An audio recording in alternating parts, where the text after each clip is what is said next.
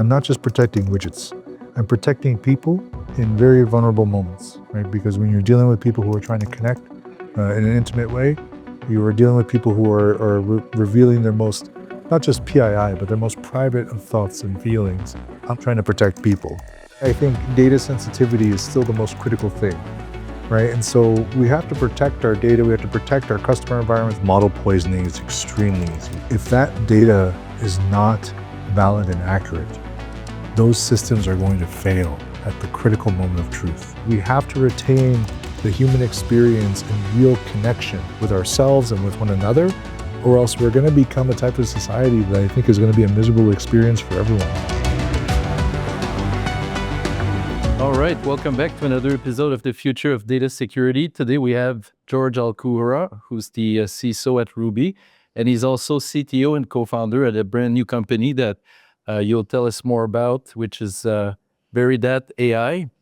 And George, we're happy to have you back on the podcast this time around. Maybe for those who don't know you, it would be great if you can talk a bit about your background. You have more than 15 years in the security profession. You have some time in uniform in the Canadian Armed Forces, D&D, and you're still involved with CFNOC and cybersecurity operation. So a bit about your background and what excites you most today about leading security at Ruby and your new venture. Yeah, I mean, it's obviously my background, Jean. I was a member of the Canadian Armed Forces since a week before my birthday in like 2005. Oh my God, it's a long time ago. Yeah, so technically, I guess I've been in now as a reservist over like 20 years. I started off in the combat arms, and I had the pleasure of being discovered being a native Arabic speaker. So very quickly ended up in the SIGINT world. And that turned into some very interesting times in the regular force, doing counterterrorism operations and doing some very interesting things in the Middle East. And around the same time, you and I found ourselves in that beautiful college institute that helped mold ourselves and mold our leadership, and then gave us really the foundation of knowledge that allowed us to, I think, really become as successful as we are now. So I'm always thankful for our time at RMC. I think it's a very important chapter to talk about. And then after that, did my time in the regs, and around 2016, I kind of wanted to do something new with my life, and I ended up, accidentally falling into cybersecurity. At the very bottom layer, as a security operations analyst, and this is in 2016. But when you are a military veteran and you've gone through both NCM training and you've gone through leadership training at the Officer Academy, flying through the ranks in the corporate world is actually very easy. So I went from that level 1 SOC analyst at a global enterprise to suddenly becoming a director in charge of a cybersecurity division within 3 years at another large enterprise. And then from there I became a CISO the year after. So my career ascension been very, very quick, very high. And since then, as a CISO, especially working in an environment as active and as interesting as Ruby is the parent company for Ashley Madison. I've had to learn a lot about, not just traditional security operations, threat intelligence, which is my world, but learning about secure SDLC, learning about agile safe, learning how software gets built, learning how to actually secure a software environment correctly. And, in this day and age, when I got the job, I thought it was crazy, but then the AI revolution hit.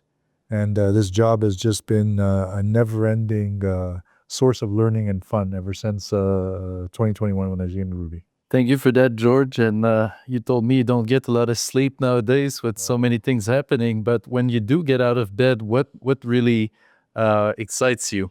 It's the scale and the stakes, right? And so you're dealing with like a global organization. I'm not just protecting widgets. I'm protecting people in very vulnerable moments, right? Because when you're dealing with people who are trying to connect in an intimate way, you are dealing with people who are revealing their most, not just PII, but their most private of thoughts and feelings. And I think protecting that, because, guys like you and I, we're protectors. That's what we do. Naturally, we protect the people that, are good and are just and are right. And, I know what the brand used to be, and it's not that anymore. Now it's more about discrete dating. It's now more about creating opportunities for people to connect in ways where, maybe it's not easy for them in their normal lives. And so I take that responsibility very seriously. And I think understanding the scale of that when you have a global customer footprint, the compliance environment and the mandates that you have to be on top of the evolving nature of the threat landscape, really that game never ends. The job never really gets boring. There are certain things that you get used to doing, but there's always something new every day. And I think my problem is I've always been wired as the kind of person where I get bored very easily if something's not very compelling or very challenging, but the challenge never ends. And if anything, the longer it goes, the longer I'm in this job, the more challenging it gets. And I don't mean that in a bad way. I mean that in an enjoyable way, because my growth has constantly continued to see new areas where I'm learning, I'm exploring. And at the end of the day, it's not just about protecting data sets, which, you are a professional. You're one of the best in the country at protecting data sets. I'm also trying to protect people. And there's something very rewarding in that. So that I think that's really what gets me going in the morning, is that I get to be at the cutting edge of technology, but I'm still protecting the human element.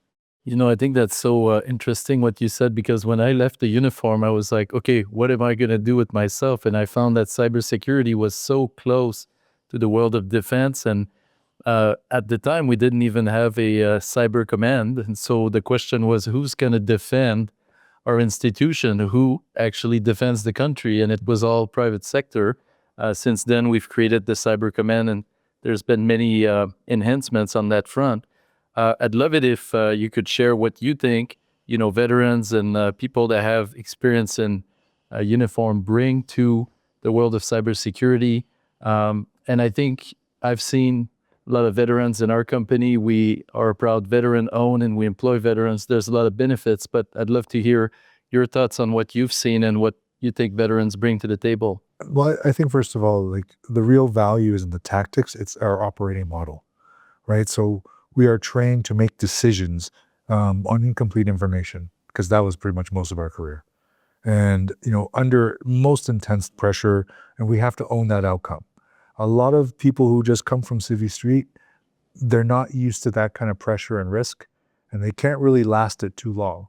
But for us, we get used to that. That's just how we live. And I'm not saying it's always easy, but I'm saying that we build that resilience, and that resilience is what gives us a cutting edge, and it's what makes it enjoyable. Most cyber rewards perfect analysis. And I think, if you're a real operator, operators ship like 70% answers and they just adjust. Like, you used to be a helicopter pilot in some of the most dangerous situations in the world. You could not predict 100% of the environment you were going into. You basically had to make your best guess based on the information you had. And when you got in that theater, you had to adjust. And I'm assuming the same thing in the business. You could go into an engagement with a customer, or you can go into an engagement trying to manage a client environment. And you could think on paper it's going to be one thing, but when you get in there, you have to help your team adapt and overcome the challenges of perhaps an organization that doesn't even know what their own data assets are, which, if you're dealing with organizations that have petabytes worth of data, that's not exactly easy. And it's the same kind of logic. And I think the ability of us as former soldiers to be handed situations where we only have that partial bit of information, but we understand the logic and we have the resilience to tough out the challenge, and to I guess I'd say the competitiveness to want to see it to its end, that's the differentiator. Mm. I've seen that so many times. I think veterans bring a lot to the planning, the quality of the planning. What could happen? What will happen? What are the alternative courses of action? But even with all that planning, I've never seen it in my career as a pilot, or now in the data security business, where a plan actually survives first contact. It's always going off the rails, and then you got to be ready to adjust and overcome. Yeah, like, look, like when you run security operations, like when I got into the cyber world, I came up in the SOC world, right, doing SOC threat intelligence work. And there's a lot of best practice. There's like, and I'm not saying people shouldn't do certification. Like, yeah, there's a time and a place for certifications and the formal education. But I made my way up in my career. Like, I think I only actually got my first formal operator certification like last week. Like, of all my entire career, I've been on paper unqualified to have any of my jobs. But the fact is, if you have a problem solving mentality and you're willing to be a self-learning, self-motivated individual, you'll figure the things out. Because what an education will give you is a prescription for certain scenarios, right? And what I've seen as someone who has been running organizations and managing people now for almost 7-8 years in the commercial context, someone can come at me with like 10, 15 certifications, but you throw them in a SOC environment, or you give them a scenario that's not exactly the prescribed thing that they were educated on, they blank, they freeze. But if you take someone who might not have any certifications, but all they've done is play like hack the box, try hack me, they've gone through different scenarios and just played around and tinkered and figured out like, hey, if I do this, I screw up. If I do this, I screw up. And basically you fail fast and you learn. These are the people that become the best operators. And it's the same thing, I think, in our uniformed life, where it's not necessarily the people who are perfect. It's the people who had the resilience to adapt and overcome and adjust when there are errors and when there are roadblocks. And I think the cyber world is the exact same thing. It's people that went through the beatings will stop when the morale improves type of school of hard knocks is what you're thinking about. It's like, well, I mean, like, I know, we'll say you and I were back in uniform when I guess maybe the standards were a little bit rougher and we could get beasted a little bit. Yeah, I don't know if you could say that now. I know. Like, I'm trying to be very political, but all I remember from the day is just like, I remember when I used to train troops and I was just the most psychotic individual, running them up and down Fort Henry Hill, screaming at them the whole time. And nowadays, I don't even think they do that anymore, but it's just the whole thing with us. And, sometimes it maybe didn't go the right way, but most of the time, the tough NCOs and instructors I dealt with, all they were trying to do was create an environment of training stress. Because when you're dealing with things in operations and it's really stressful, you're not going to have, mommy and daddy and the HR or the sharp counselor to go to, right? And I think that kind of toughness, it kind of sets our generation apart. We're around the same age. It sets our generation apart compared to a lot of the maybe some of the civilians that get into this industry now, because we grew up in a time where you didn't have someone that you can just go to if times got tough, right? It was either you're going to make it through or you quit. And to quit was like a mark of shame. So we don't quit. And I think that no quit attitude, that's what enables us to have like success, not only in industry, but anything else we choose to do with our lives after uniform. Let's talk AI. Let's do it. It's accelerating everywhere. Obviously, everybody wants it. I was just on a system, now it's down. There's so much demand. Everyone's talking about it. On the initiative side, I know you're touching a lot of technologies. You're always looking for the latest capabilities. What have you seen that's really working, that's really promising? And especially on like the user experience, maybe content moderation, your own operations. Yes. Well, I think, we're still being very, very cautious, right? Because for me, I have to be very, very risk averse, and have to take risk mitigation to be the top priority. So, a lot of organizations now, what I'm seeing is their boards are ordering their people, build stuff with your agents, use our agents, like they're even, at Meta, they're using almost key logging software to determine every employee's workflows to basically, like they say it's not to train AI, but it's to train AI to replace people's jobs, right? It's at that point. But that's not the attitude I use, because to me, I think data sensitivity is still the most critical thing, right? And so we have to protect our data. We have to protect our customer environments. We have to protect our secrets. We have to like secrets, I mean intellectual property, and we have to protect production, right? So where I see really AI is being more efficient, at least from my experience, is for workforce efficiency. So in the corporate environment, if you're running Google Workspaces to host your corporate documentation and actually do your file sharing and file management, if you're using Gemini, right, and you're using Gemini on a secured instance where you actually have proper access control, and you're following best practice and you're making sure that the right people have the right level of access for the level that they need, if you're, not just integrating everything, but you're careful you integrate, you're able to create optimization in your day-to-day workforce planning and management, exponentially faster than what it was before. So for me, as an example, we have our meetings, like we have like my daily stand-up with my team. I have my one-on-ones with my team leads, my one-on-ones with my own boss. And then, there are certain other meetings that happen that are kind of critical. They can be very long, they can be very complex. Well, if you're having those meeting minutes logged, like the transcripts logged, you don't have to necessarily worry about writing everything down. You can actually focus on being engaged in the meeting. And then after the fact, of course, you have to figure out like where that data is going and the hosting and making sure that those Gemini conversations don't fall in the wrong hands.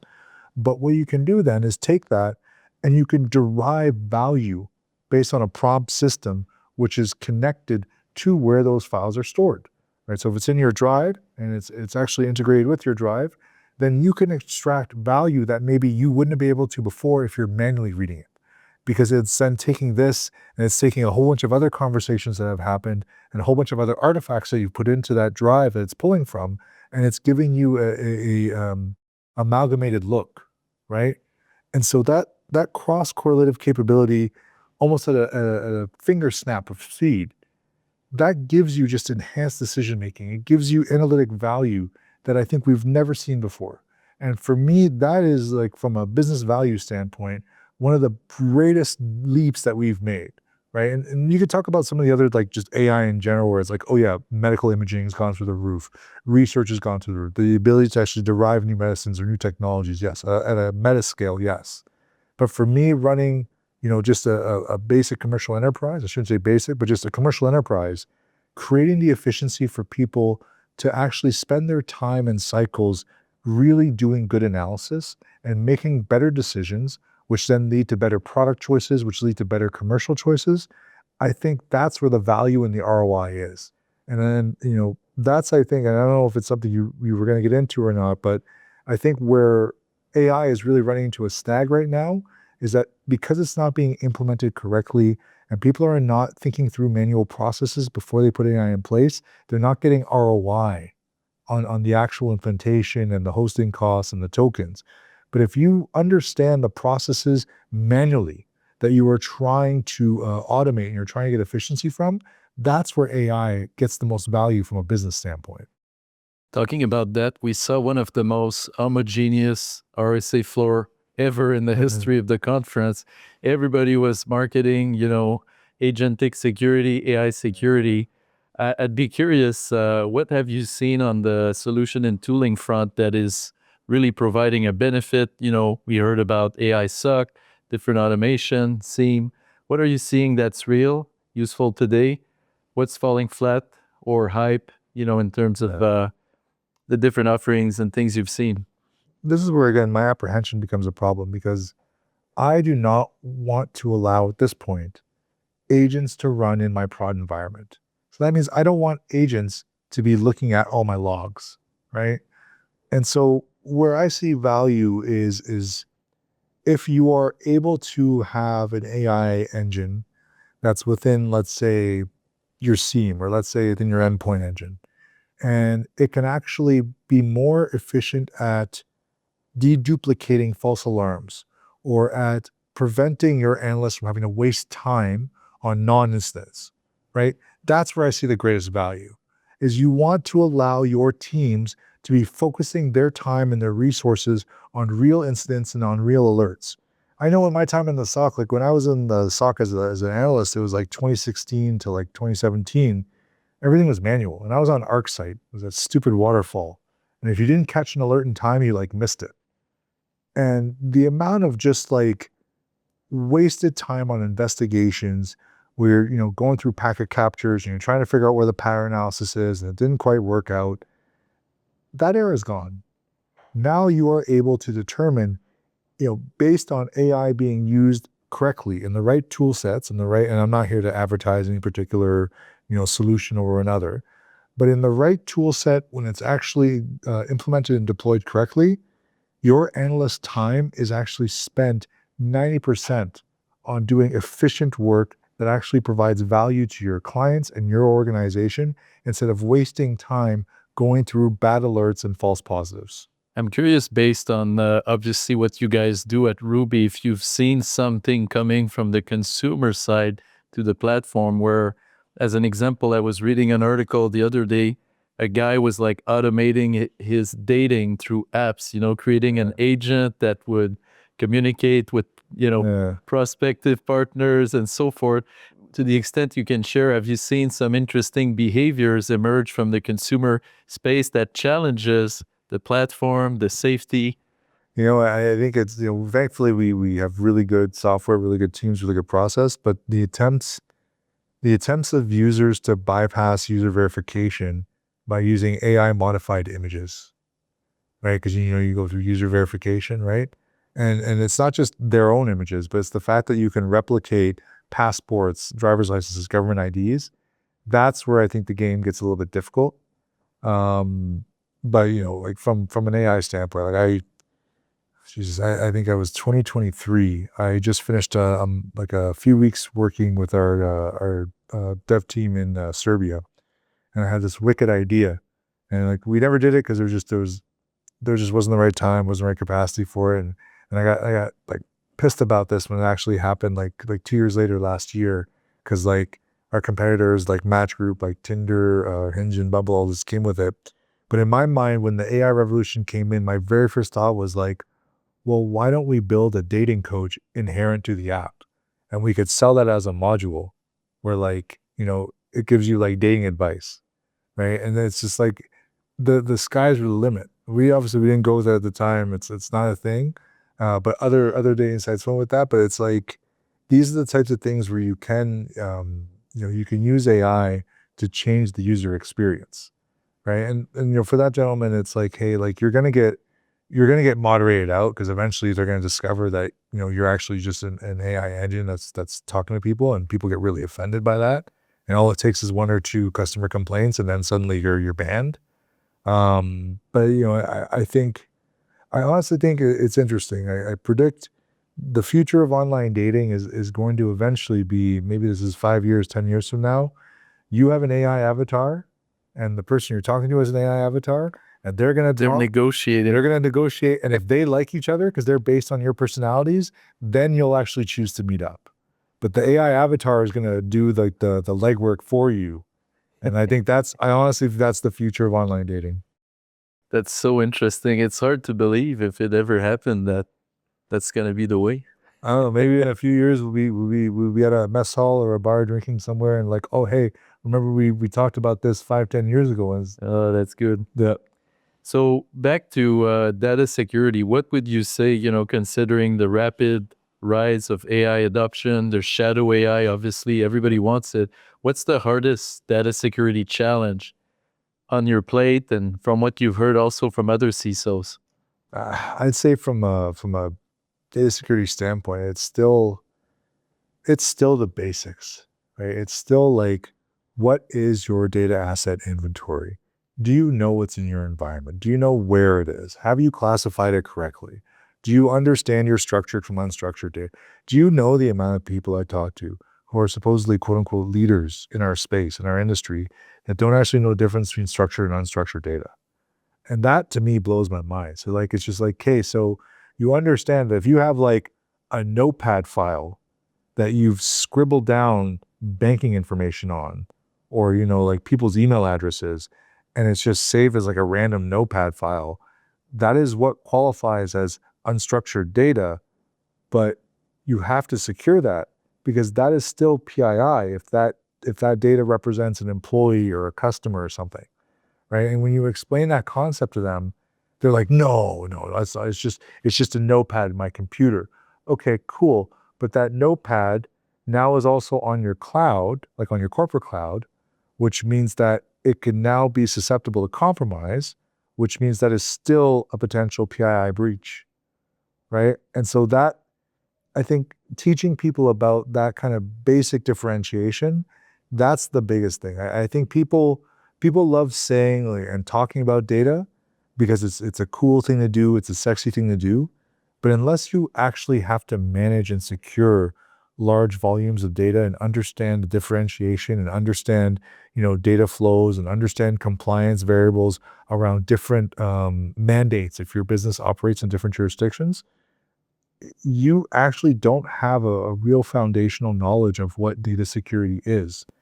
And I think it's easy for, certain companies to, talk about DSPM this and whatever, like data security that. And I think, their answer might be, let's just throw agents at the problem and the agent will take care of it. Well, like that's not security. That just creates a whole other layer of risk, right? And so I think where I see the biggest issue with data security right now is we don't have enough of a widespread common knowledge of foundational awareness of what data is and how we actually structure it and how we actually protect it at just a theoretical level, let alone before getting into commercialization and solutioning. I've been in this market for a while now, and I've observed things and patterns. And one of the things I figured out is I think we've been victim of like a prevailing architecture over time for no valid reason, and that's the centralized security model. And I think the reason that is in the early 2000s, you had so many successful log aggregation companies like Splunk, QRadar, ArcSight, and they basically set the standard for how security would happen. And it was one thing to decentralize, basically strings and logs into a SIEM, into a cloud solution to analyze them, but it's an entirely different thing to move now files and petabyte scale data. It's just too difficult, it's too costly, it can't happen. And so I think that's why a lot of the solutions out there function by API, and they totally overlook the long tail of unstructured data. And despite regulations like GDPR, we have Law 25, CCPA, that clearly stipulates, you need to have positive control over it. Data subjects have the right to be forgotten. They have the data subject access right. You wouldn't believe how many leaders I've talked to that had completely overlooked and continue in many cases to ignore unstructured data because it's not easy to access it. It's not easy to control it. So therefore, let's just do what's accessible through the one-click API. And if you look at all the studies, the majority of the ransomware, the risk actually happens at the endpoint or through unstructured data. So it's a very interesting thing you said. And I think there's been change now because agentic AI, in order to be useful, actually needs to connect to your file server, your OneDrive. And so we're moving from an era of like prosaic, checkbox security to holy, we actually need to secure the data in order to expose it now to this amazing technology of Gen AI. Well, and again, like this is where, I've been preaching now for months to anyone that'll let me speak. I actually I was at the Rio Club in Ottawa talking about this, in front of Poti, CISO of Government of Canada, and then Sammy Khoury was there, and a whole bunch of other leaders were there. And I said the biggest thing that we need to be concerned with about AI adoption, especially at a whole of government, whole of economy level, is our data provenance, right? Is our ability to protect the data that trains our models, because model poisoning is extremely easy. We've seen studies show that even if like less than half of 1% of a model gets corrupted, the entire model is corrupted, right? And so if we are going to be taking extremely sensitive information, whether it's our healthcare data, whether it's our tax data, whether it's, even something that's that is, well, actually is very scary, is like, targeting data for our defensive systems, or we're looking at, some of our anti-missile systems, or if we're looking at our UAVs, we're looking at some of our drone technology. If that data is not valid and accurate, those systems are going to fail at the critical moment of truth. And, this could lead to catastrophic loss of life potentially, particularly as we lean into more smart cities and we start getting into these AI enhanced data systems that deal with like, critical infrastructure like sewage, water treatment. If you look at an outage, like if there was no longer an ability to access your own money, right? If the ABM system went down, these are the use cases that we have to be concerned with at a national security and public safety level. And all of it comes down to data provenance. Can you talk about the new company that you're working on, Verda? So we called it like we did the AI thing because everyone was talking about the AI thing. It's like it's cool, but actually similar to yours. It's all a veteran founded, veteran run business. But the difference is I co-founded it with two of my American veteran friends, and I understand what the political climate is, whatever. We have been allies with our American brothers and sisters our entire lives, and we served in theater with them, and we shed blood with them, and we overcame so much with them. So just because certain things right now politically are what they are, to me these are still our brothers, these are still our allies. And so with my two co-founders, Mike and Corey, we have built a platform. We have built an offering where the entire purpose of it is to commodify data as an asset class, to securely facilitate the profitable and democratized exchange of data between organizations and individuals. And we have built a secure by design platform because I'm the CTO, and I took the lessons learned as a CISO dealing in the software environment, in the software world. And we have come up with a system and an exchange that I think is more secure than anything in the commercial market is out there for any type of exchange similar to this. And if you look at what the platform is, if I was to explain it in simple terms, it's like eBay for your data. Is the main use case then people have some proprietary data they would like to sell or loan for training or other uses, then the platform will allow So that? the main commercial use case is if you are an AI company that is trying to create automation in a kinetic industry. So let's say whether it's oil and gas, whether it's manufacturing, whether it's medicine, anything like this, our platform could be the instrument by which you acquire those live data sets that you need to train your models to be able to commercialize them, right? And at the same time, where we also see a lot of value, particularly in top tier R1 research schools, R2 research schools. This allows organizations that are sitting on just like you said, petabytes of data sometimes that had no clue it was worth any value at all, now have an ability to make a net new revenue stream at minimal overhead, right? And so for an organization that may be like a post-secondary institute, like a hospital, or like a business that's maybe on a downturn a bit, it could be the thing that gives them life and could be the revenue that actually allows them to thrive on, right? And so I really am excited about what we could do to try to show people that data, and people have been saying for years, data is the new oil, data is the new gold rush, but no one actually knows what that is. Well, now we've created a means where that is now a real thing. And then there's many other solutions that we can do, and the use cases for the proprietary technology also have defense applications. They have medical applications. They have research applications. The sky's the limit. And for me, it's like what's so exciting about it. And you're an innovator yourself.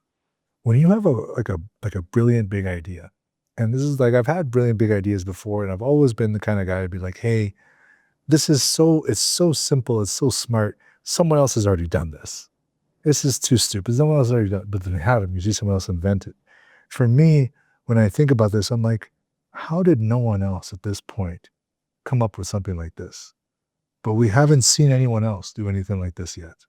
So that's what's exciting, is that it's net new, and we're building a new marketplace, and we're building a new way to think about how to actually create profit from your data sets. You were telling me earlier about I don't have the right terminology, but the bill of material for the model yes. training data. What did you term it? Yeah, so it's the AI training data bill of material.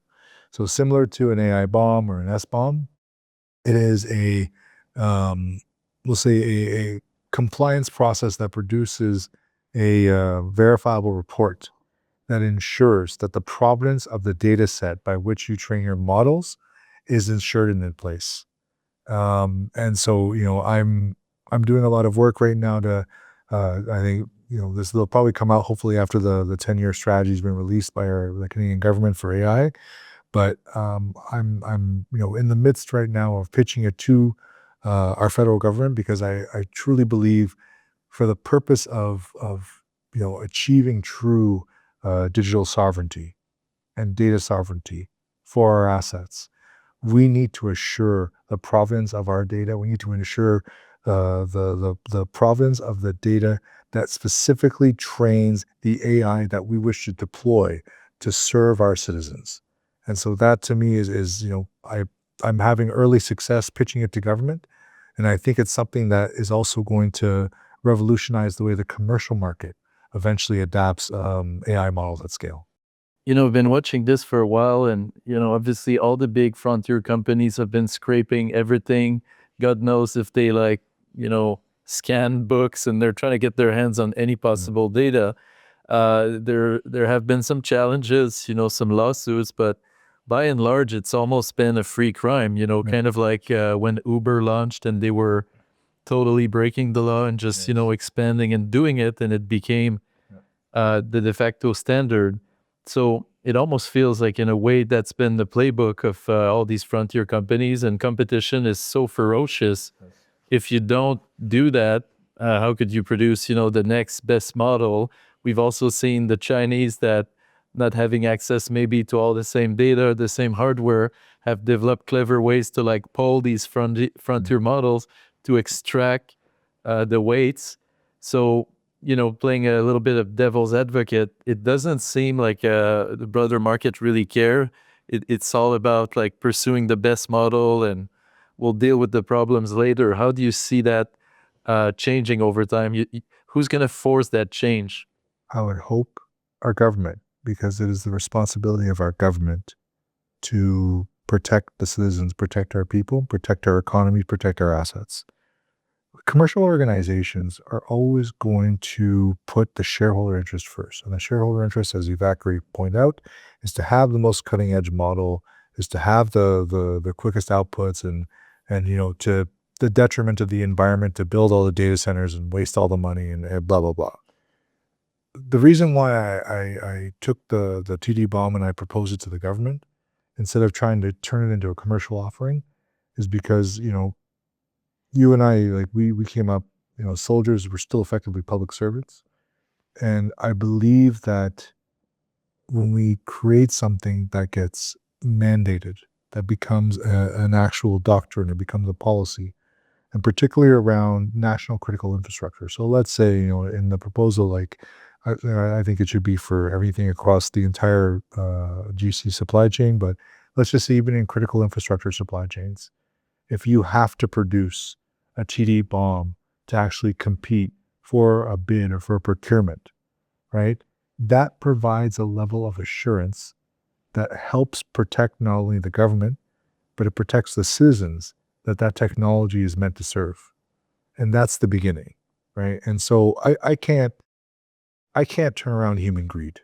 I can't turn around prioritizing shareholder interest. That is a different type of conversation, and I don't think this is the show for it. But what we can do is that we, as commercial leaders, can guide our government and provide the advice that, hey, this is what's actually happening out there right now, and these are the considerations you need to make so that you can protect the citizenry and ensure that our sovereignty remains prioritized as our Prime Minister has said, the global world order continues to change. It'll be very interesting to see the new AI strategy coming out from Minister Solomon's office, and see how these aspects are handled. Switching gear a little bit, you've built a lot of teams, in uniform in the commercial side. What does it take to build a world-class CISO office, a world-class team? What are you looking for? What are some of the key ingredients? Well, first and foremost, in terms of skill, I want people that are absolutely better than me at what it is they do, right? So the one thing I can say, whether it's at Ruby or whether it's at the Verda, the folks who are in charge of different functions underneath me, they are better than me and they are hands down amazing at that function. I don't want to be the best. My thinking is, as a leader, especially if you're a senior leader, strategic leader, your job is to be the maestro of an orchestra, not the best clarinet player, not the best saxophonist, not the best drummer. Your job has to be to write the music and guide the music, right? Your team, your talent, they're the musicians. So always at that mentality, I try to identify teams and then personnel that are very, very talented and can, demonstrate a capability that is above what is my own. But all that said, like as a leader, where I find I have a distinct advantage over many others, and I talk about this being an operator CISO quite a bit, is I came up from the SOC, right? And I took on a lot of different jobs and I tried a lot of different things at an operator level. And similar to what we see in the military, I feel a lot comfortable directing my teams to do certain things because I have the lived experience of what I'm asking them to do. Right? Obviously, they're going to be better than me at it, but at least I understand what the challenge is from a lived standpoint. And so I think as leaders, we need to, find more personnel who come from that operator background, who come from that programming background, who have that DFIR experience or the IR experience or, the threat intelligence experience, where they did actual investigations that merge qualitative with quantitative data. Um, Another thing too is all about fit and personality, right? You could find our industry, and I'm sure you've seen it. We have a lot of savants, a lot of people who are absolutely brilliant at what they do. But to be fair and to be frank, they're complete assholes to deal with. And they're just not a good fit to a team and they're not a good culture. The one thing our time in uniform taught us was that there's a certain culture to having a successful team. And that culture sometimes means that you might not have the most talented people in the world, they can grow into it. But if they have certain intangibles where they're curious and they're hard workers and they're willing to be good team players, they know when to be team players and they know when to be leaders and they know what it is in between, those are the kind of people that produce world-class teams.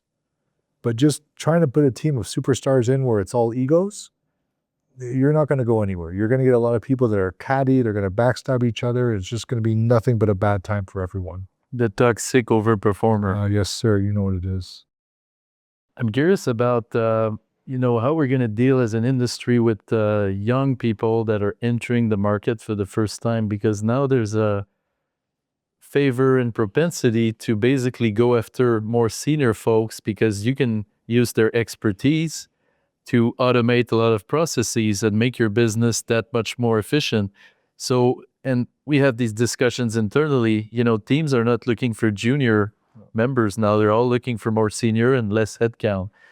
At Coash, we're doing a few internships. I'm forcing it. I'm like, no, we're going to get a few interns that are starting because I fear if we don't do it, who else is going to take on these new people that have no experience? And how is that going to affect the overall availability of talent in, say, 10, 15, 20 years when, maybe everything will be AI and it's going to be a nirvana? But I'm curious about your thoughts on this problematic issue that's emerging. I think, look, we have to look at it like economies change, right? And I think the way organizations used to be built before, like a large grand scale organization, which isn't to say that those aren't going to exist anymore, but I think we are living in an environment where because there's so much efficiency and because the technology that drives that efficiency is so available, it's no longer the common path to go to school and just get a job and sit in that job with the same company for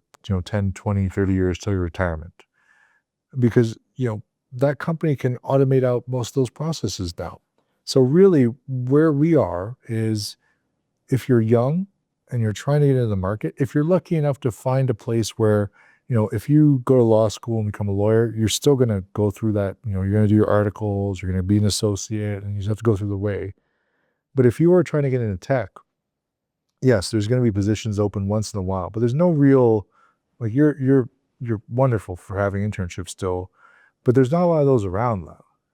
But what there is now is you can now access programs, and like I mentioned, like the Hack the Box, the Try Hack Me, the stuff like that. You can now learn on your own, which I think now we're in the innovators economy, where if you really want to have a career and want to have a leg up, you want to figure out a problem to solve, and eventually you want to figure out how business works. And then if you're lucky, you'll get acquired, you'll make a bunch of money, and then you'll work at the new company, basically leading the function that is acquired, right? Because you solve that problem. I think that's the more realistic path. And I think a lot of people don't want to acknowledge it, whether it's for hurt feelings or whether it's just they just can't wrap their head around it. But I think if you don't have the entrepreneurial spirit and you're not creative enough to think, okay, well, all these tools are now available to me. What problem could I solve that actually provides value? It's not your workforce anymore. Yeah, it's very interesting, and that also interlinks with other phenomenon like massive dopamine depletion, all the social media inattention. Like it's all gonna come to a head, I feel. Well, and that's another problem too. If anyone's listening out there, like go outside and touch grass, or tell your kids to go outside and touch grass, because like I think we've lost the ability to be human beings at some point. Maybe I don't know if like around COVID or something like that, with the lockdowns and stuff, but I felt maybe we were lucky because we grew up in a time where like you had to actually go to school, and then the environment was a lot different when we were kids. I think it was a lot less overtly dangerous. But when I was a kid, my parents, like if it's like Sunday or Saturday afternoon or whatever, they boot me out the house and say, "Go make friends. Don't come back till dinner. Figure it out." And these kids nowadays is like they're on their devices all night and day. They don't. I've seen like some of the stats. Like I work in the dating space. Like these people are not interested in dating anymore. They're not interested in like connecting. They're not interested in having these experiences together. And I don't understand like that transition in humanity, because I don't think it's really fulfilling to sit around on a device in the virtual world all day. When this period of my life aside, where I'm trying to juggle 2 full-time jobs or whatever, I really enjoyed like shutting off my computer at the end of my workday, and I do my sports, and my sport is typically fighting. It's combat sport. That's not anything to do with tech. It's a very physical, very intense thing.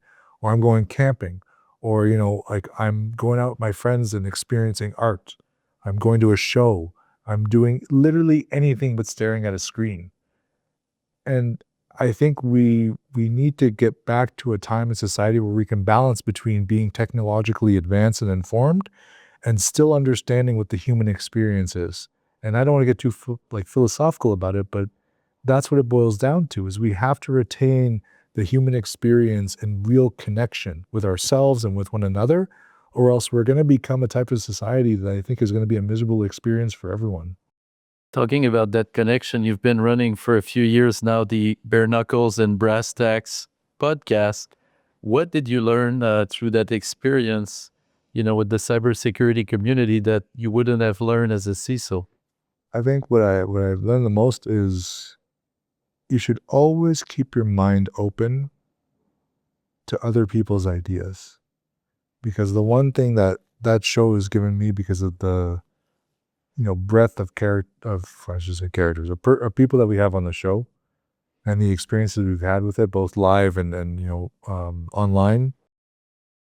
We have everything from venture capitalists and CEOs and folks who've owned really, really big brands to, entry-level analysts, entry-level sellers who are trying to learn and figure out.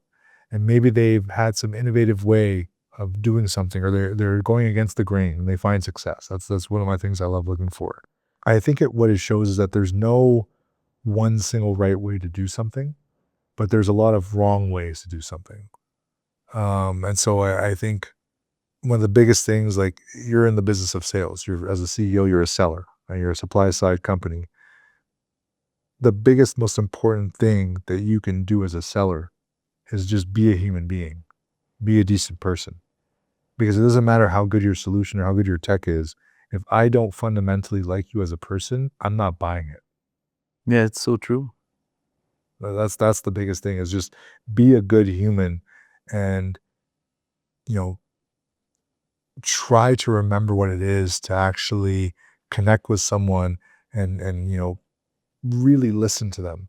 And if you don't do these things, whether you're working on the client side, operation side, or whether you're working on the sales side, your career is not going to go very far, because you just are not going to be the kind of person that people in important positions or critical positions are going to trust, because trust is everything in this industry. Well said. I'm curious, what are some of your gold nuggets, your lessons learned, maybe someone out there starting in this industry?